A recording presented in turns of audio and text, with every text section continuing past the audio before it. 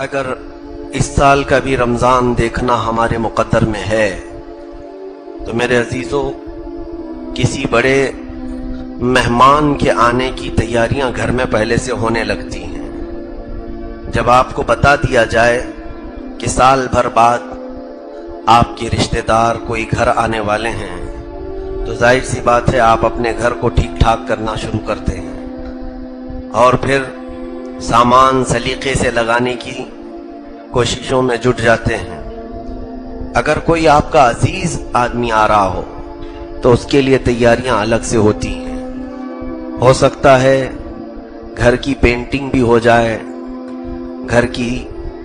جو بے ترتیب چیزیں ہیں اسے سلیقے سے لگا دیا جائے،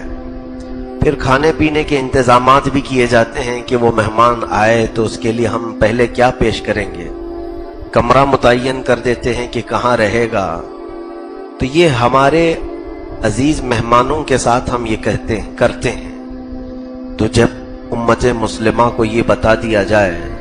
کہ تمہاری زندگی میں جو رمضان آتا ہے وہ اللہ کی طرف سے مہمان ہوتا ہے، اللہ کا مہمان، اسے ضیف الرحمان کہا جاتا ہے، رحمان کا مہمان،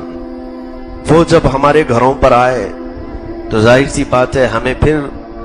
اپنے تمام قواعد، اپنے تمام ضوابط اور اپنی زندگی کے ساری بھی ترتیب چیزوں کو ٹھیک کرنے کی ضرورت ہوتی ہے۔ رمضان جس کے گھر میں داخل ہوا اللہ کا مہمان بن کر کے آیا۔ قیامت کے دن ایک شخص سفید لباس میں آئے گا، بہت ہی نورانی صورت اس کی ہوگی، اور جب حساب کتاب چل رہا ہوگا تو وہ شخص سامنے آ کر کھڑا ہو جائے گا اور کہنے لگے گا کہ اے مولا تو اس کی بخشش نہ فرما، اس کو تو جنت نہ عطا کر۔ تو وہ رب ذوالجلال کے حضور جب احتجاج کرے گا، اللہ رب العزت اس سے پوچھے گا کہ اس کے خلاف تو کیوں کھڑا ہے؟ تو وہ کہے گا کہ مولا میں اس کے گھر مہمان بن کر کے گیا تھا،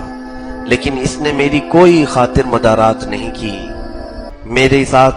نہ محبت کا سلوک کیا، نہ مجھے اس نے کچھ پوچھا۔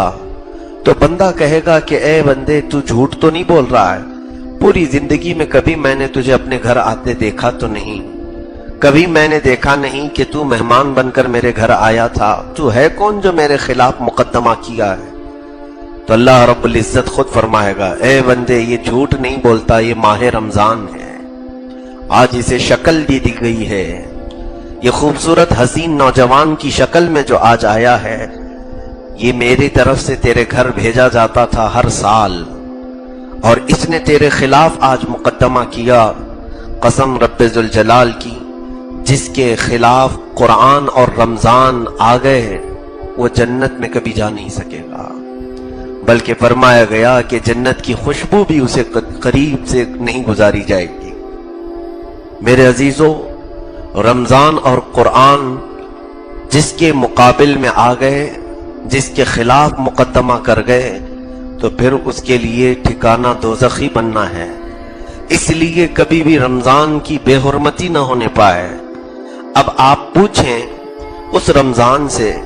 جب قیامت کے دن وہ ہمارے خلاف مقدمہ کرے گا کہ اگر تو اللہ کا مہمان بن کر میرے گھر میں آتا تھا تو میں نے تیری کیا بے عزتی کی،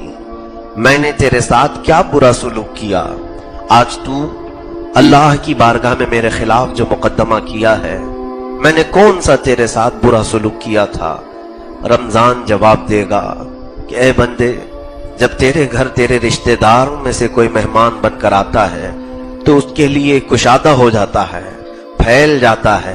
گھر صاف کرنے لگتا ہے، بے ترتیب چیزوں کو ترتیب دیتا ہے، لیکن جب میں آیا تو تیرے گھر میں برائیاں ویسی کی ویسی تھیں، تیرے گھر کے اندر ناچ گانے تو ویسی ہی تھے، تیرے گھر کے اندر دن میں کھانا پینا ویسی ہی جاری تھا، تیرے گھر کے اندر رات میں گانے بجانے کے ساتھ قرآن کو بند کر کے لہو و لعب فضول واہیات میں بیٹھنا ویسی ہی تھا۔ کیا تیرے گھر تیرا رشتہ دار مہمان بن کر آتا ہے، کیا تو اپنے گھر کی زمین کبھی صاف نہیں کرتا، کچرا ویسی پڑا رہتا ہے؟ تو یہ رمضان کی حجت ہے جو ہمارے ساتھ ہوگی، رمضان کا मुकद्दमा होगा जो हमारे साथ होगा। मेरे अजीजों,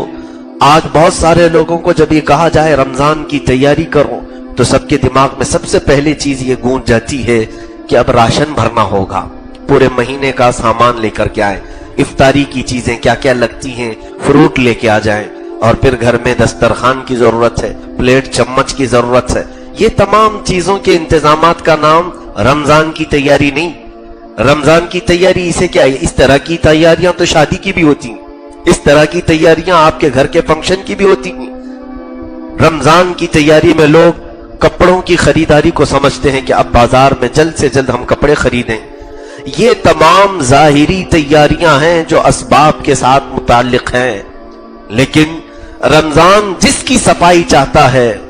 वो तुम्हारे आंखों की सफाई है, तुम्हारे दिलों की सफाई है, तुम्हारे जुबान की सफाई है, तुम्हारे हाथ और पैर की सफाई है, तुम्हारे घर के माहौल की सफाई है।